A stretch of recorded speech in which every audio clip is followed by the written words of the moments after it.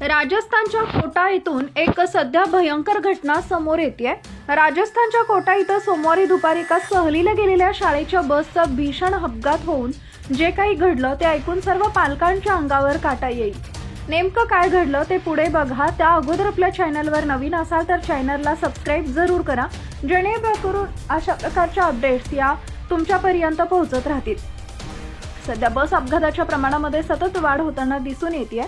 महाराष्ट्र सरकारच्या ST bus सेवा ही खूप जास्त कार्यकाळ राहिल्यामुळे जुनी झाली आहे, त्यामुळे सतत नागरिकांचे हाल होताना आपल्याला सध्या जागोजागी दिसून येत आहे। आता अशीच एक घटना राजस्थानच्या कोटा इथं घडली आहे। राजस्थानच्या कोटा इथं सोमवारी दुपारी एका शाळेच्या बसचा भीषण अपघात झाला।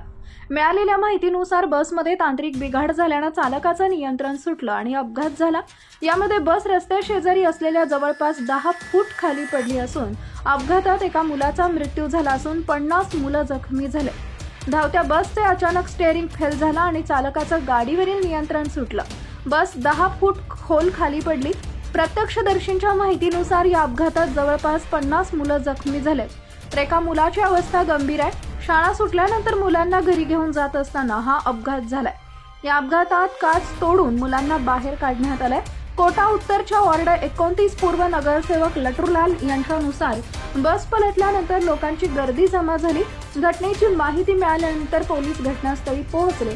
कुठे आहे ते घडलेल्या बस अपघाताने संपूर्ण परिसर हळहळ व्यक्त होताना दिसून येत आहे।